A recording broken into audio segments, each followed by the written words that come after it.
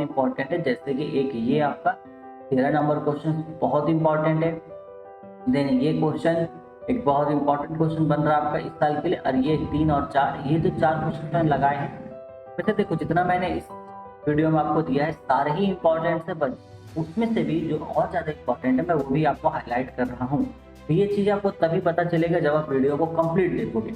अगर आप बस स्लाइड्स का नोटिस करते हुए चले जाओगे, बस स्क्रीनशॉट में ले लिया, तो वो फ़ायदा आपको नहीं होगा। जो पूरी वीडियो को देखेगा जितना फ़ायदा उसको पहुँच सकता है। तो मेक श्योर वीडियो को शुरू से लेकर एंड तक बिना स्किप किए हुए आप देख रहे हो।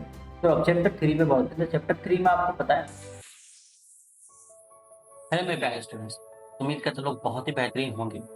और इस वीडियो में आगे बढ़ने से पहले मैं आप लोगों का बहुत बहुत शुक्रिया अदा करना चाहूँगा जो सपोर्ट आप लोगों ने हिस्ट्री के वीडियो पे दिखाया।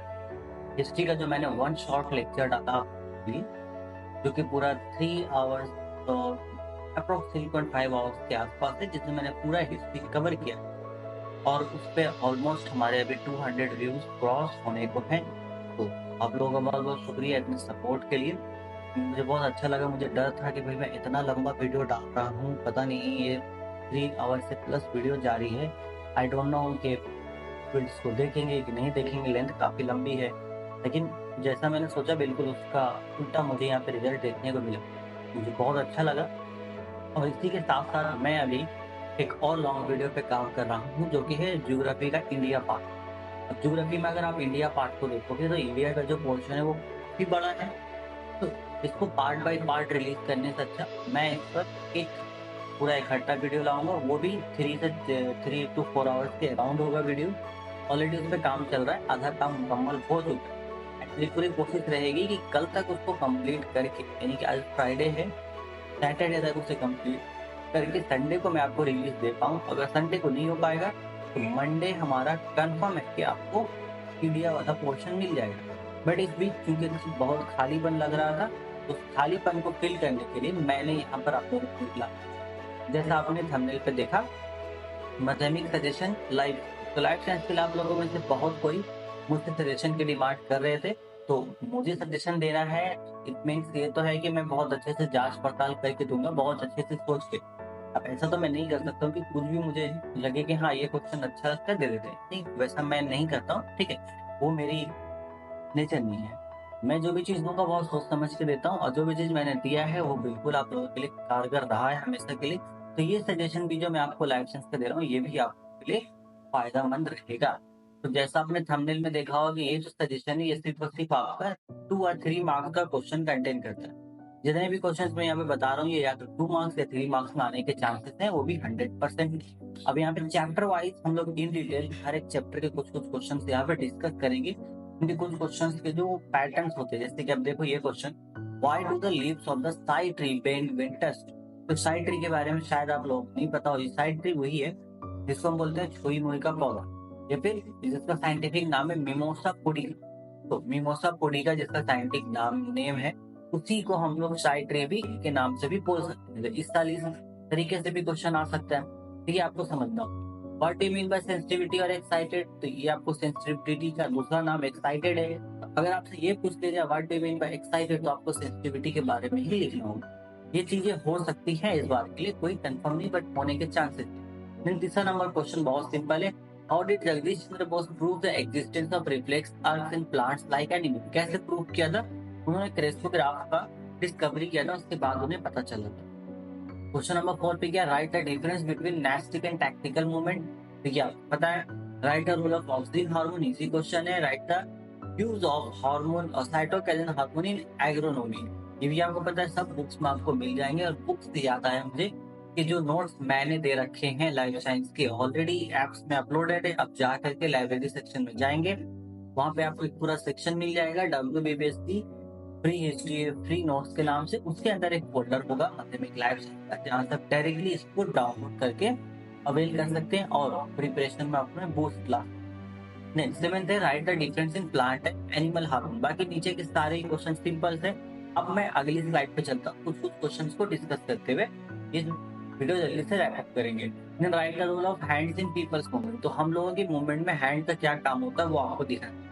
मेनली जब हैंड की बात हो गई तो यहाँ पे आपको याद होगा 2 तरीके के मूवमेंट्स हमारे हाथ में टर्म्स किए जाते हैं। एक को एबडक्शन बोला जाता है और एक को अबडक्शन बोला जाता है। एबडक्शन और एडडक्शन ये दो होते हैं। इन दोनों के बारे में आपको यहाँ पे लिखना होगा। Question number 12, explain how two eyes adapt when looking at objects near humans. तो जब ये सवाल आ जाए, आप बच्चों का क्या होता है, आप लोगों में से बहुत से कंफ्यूज होते हैं, सर सवाल घुमा दिया गया, बट कोई बात नहीं। यहाँ पर एक हमारे आई में एक फैसिलिटी होती है, जब हम चीजों को देखते हैं काफी नजदीक से तो हमारी आंखें सिकुड़ जाती है। जब दूर की चीजों को हम देखते हैं तो आंखें हमारी फैल जाती है, उसको हम बोलते हैं एकोमोडेशन। तो यहाँ पर आपको एकोमोडेशन के बारे में चर्चा करना है, क्योंकि ये सवाल ये पूछ रहा है explain how the eyes adapt, कैसे अडेप्ट करते। तो वो जो अडेप्टेशन की बात है वो एकोमोडेशन में की गई है, वहां से आपको इसका आंसर देना होगा। तीसरी बात, how do plants respond, plant कैसे रिस्पॉन्ड करते हैं, यहाँ पर सेंसिटिविटी के बारे में कुछ चीजों को लिखना होगा। इसके बाद why are the birds constantly prone to create lateral branches of tree plants, ये हमको बहुत अच्छे से पता है। वेजिटेशन जो पार्ट है आपका रिप्रोडक्शन में, वहां पे आपको इसका आंसर मिलेगा। Give an example of N इनेट habitual reflex, ये भी आपको रिफ्लेक्स सेक्शन में जाओगे, रिफ्लेक्स सर्क में इसका एक एग्जांपल बेहतर दिया हुआ है। व्हाट काउजेस प्रेसोबायोपिया, तो लास्ट में जो आई का पार्ट है वहां पे दोनों का आपको रीजन मिल जाएगा, प्रेसोबायोपिया या कैटरेक्ट। इस साल के लिए बहुत इंपॉर्टेंट है, अच्छे से करके जाइएगा। इससे मायोपिया और हाइपरमोटिपिया के बजाय इन दोनों के चांसेस ज्यादा बढ़ रहे हैं। Then what is the role of fire crackers in fishing, fire crackers का क्या रोल है फिशिंग में, ये आप पता लगा सकते हो। इजीली बुक में लिखा है, फिशिंग करने टाइम फायर क्रैकर्स हम क्यों यूज करते हैं, बहुत कॉमन सेंस वाली आंसर, इसको आप इजीली लिखोगे। देन उसके बाद write two differences of tropic location, tropic location, write two differences of, एक मिनट, ये क्वेश्चन थोड़ा सा, ये दो डिफरेंस आपको लिखना है ट्रॉपिक मूवमेंट और लोकेशन के बीच में, ठीक है, ये होगा आंसर। क्वेश्चन ये ट्रॉपिक यहाँ पे कर लेना, ट्रॉपिक मूवमेंट एंड लोकेशन के बीच में आपको दो डिफरेंस लिखना है। तो मतलब what do mean photo traffic movement, easy question है। हार्मोन्स को हम लोग केमिकल मैसेंजर क्यों कहते हैं पता है हमें। What are test called milk gland, milk gland क्यों कहते हैं पता है। Write the practical application of gibberellin hormone and name two artificial hormone that are used in plant reproduction, ठीक है, ओके। यहाँ से इजी क्वेश्चन है, इसमें अब हम लोग आते हैं चैप्टर 2 में। तो what is mix gland, example के साथ आप कुछ दो एग्जांपल इजीली लिखना, क्योंकि यहाँ पे एग्जांपल्स बोला जाता है, आप तो ये गौर नहीं करते। अगर सिर्फ एग्जांपल बोलता तो आप एक लिखोगे चल जाएगा, लेकिन इसने एग्जांपल्स बोला है, एक से ज्यादा एटलीस्ट दो पीस तो लिखना होगा। उसके बाद difference between hormones and nerve, बहुत easy. What is Cushing syndrome, तो Cushing syndrome, why is glucagon called opposite hormone insulin. आप इस पूरे पेज का स्क्रीनशॉट ले लो, और ये पूरा आपको जो पीपीटी है ये कैसे मिल सकता है वो भी मैं आपको लास्ट में बताऊंगा, बट अभी फिलहाल के लिए काम कीजिएगा। जो आपको दिखाई दे रहा है हर एक स्लाइड का आप यहाँ पे स्क्रीनशॉट लेते चलिए। वैसे भी मैं साइड में दिख नहीं रहा हूँ अभी, ठीक है, क्योंकि सेटअप ऐसा नहीं हो पाया जिससे मैं अपना फेस भी दिखा पाऊँ आपको वीडियो को करते हुए, ठीक है। सो फिलहाल कंटेंट ज्यादा इंपॉर्टेंट है बजाय कि आप मुझे भी देख पाओ। ये सारे क्वेश्चन इजली, यहाँ पे मैं किसी पे भी चर्चा नहीं करूंगा, आप इसको इजली स्क्रीनशॉट लीजिए, हम आगे चलते हैं। और इन स्लाइड्स में से कुछ क्वेश्चन ऐसे हैं जो बहुत इंपॉर्टेंट है, जैसे कि एक ये आपका 13 नंबर क्वेश्चन बहुत इंपॉर्टेंट है।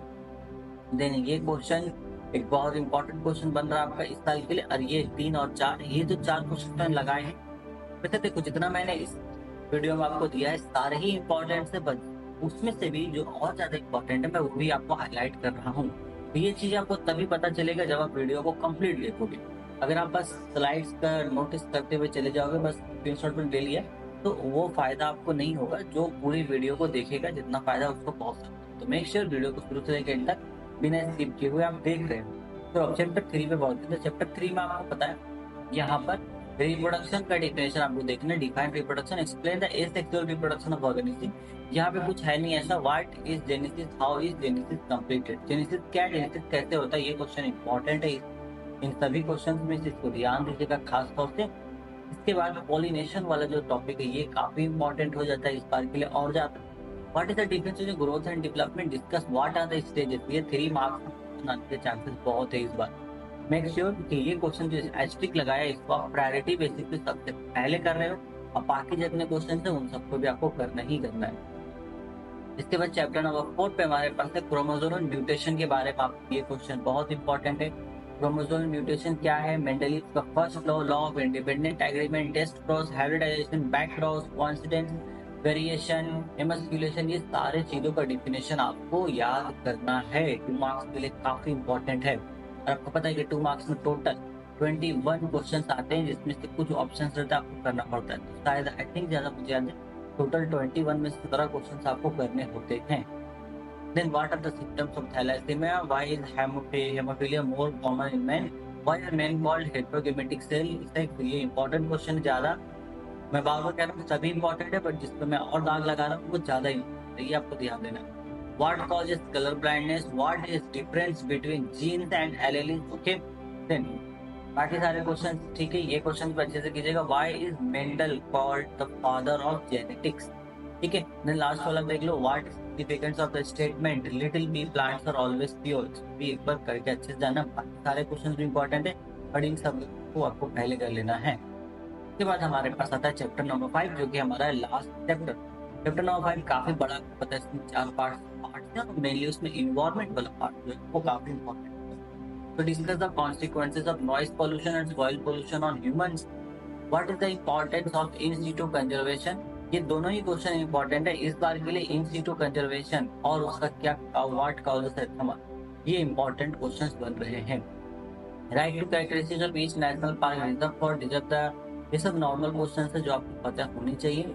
इसके बाद कुछ जो डेफिनेशन है जो आपको एकदम गांठ बांध के करके ही जाना है, जैसे अम्निफिकेशन क्या होता है, green house effect, acid rain इस बार के लिए बहुत इंपॉर्टेंट, क्योंकि अगर आप देखोगे न्यूज में भी दिल्ली में भी अभी एसिड रेन हमें देखने को मिली है रिसेंटली, तो इस बार एसिड रेन के ऊपर क्वेश्चन आने के चांसेस 110% लग रहे हैं मुझे।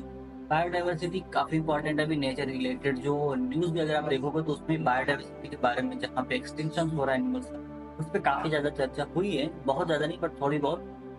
कई बार जो चीजें होती है आपके सब्जेक्ट में वो करंट अफेयर से रिलेटेड जो टॉपिक्स रियल लाइफ में चल रही होती है, और अगर वो टॉपिक आपके सिलेबस में इंक्लूडेड है तो वहां से क्वेश्चन आने के चांसेस ज्यादा हो जाते हैं। तो इसका आपको ध्यान रखना। What do you mean by nitrogen stabilization, sanctuary, noble forest, national forest, sorry reserve forest. Okay, चलिए। And why are called nature city, ये बाकी नीचे के सारे क्वेश्चंस कमेंट्स इनको आपको करके जाना है। लास्ट स्लाइड पे हम चलते हैं, ये हमारे और कुछ क्वेश्चन है चैप्टर 5 के। सबसे पहला हमारे पास क्वेश्चन है, what are the difference between zoo and botanical garden? What is the damage caused by acid rain? तो एसिड रेन वाला ये क्वेश्चन, ये डैमेज क्या होता है ये आपको एकदम करके जाना है अच्छे से।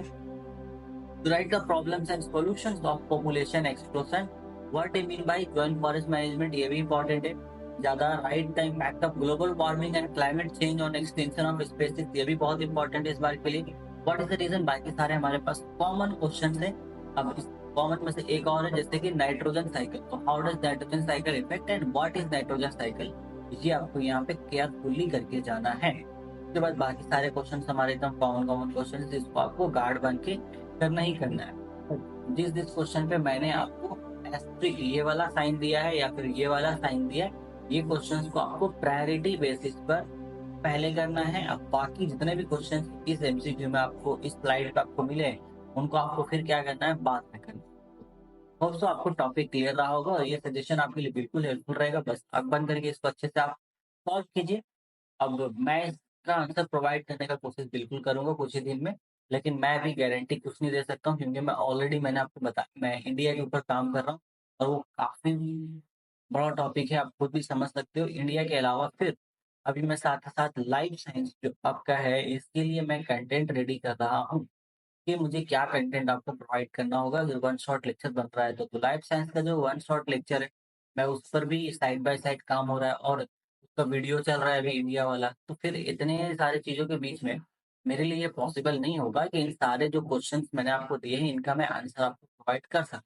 तो इट इज बेटर कि आप खुद आंसर को लो, क्योंकि आपने ऑलरेडी चैप्टर पहले से पढ़ रखा है, तो आपके लिए इजी होगा आंसर फाइंड आउट करना में, कोई मुश्किल नहीं होगी। अदरवाइज बहुत सारे लेक्चर्स में लाइफ साइंस के पढ़े हुए मैं प्लेलिस्ट दे दूंगा ऑलरेडी पुराने लेक्चर से, अगर आप देखना चाहें तो देख सकते हैं, क्योंकि लेक्चर पुराने हैं बट कंटेंट उसमें वही है जो आपका सिलेबस के अकॉर्डिंग होता है। तो आप उसको चाहे तो देख सकते हैं, मैं नीचे डिस्क्रिप्शन पे उसका लिंक आपको अवेलेबल करा दूंगा। तो बस आज की वीडियो में इतना ही। आप इस सेशन को ओवर थ्रू गो थ्रू कीजिए एंड मेक श्योर कीजिए कि एक भी क्वेश्चन यहाँ से ना छूटे, और खास तौर से जो ये वाले क्वेश्चन है इनको आपको प्रायोरिटी बेसिस पर करके ही जाना है। आज की वीडियो में बस इतना ही, मिलते हैं बहुत जल्द नेक्स्ट वीडियो में, तब तक take care, till then goodbye and all the best for your coding.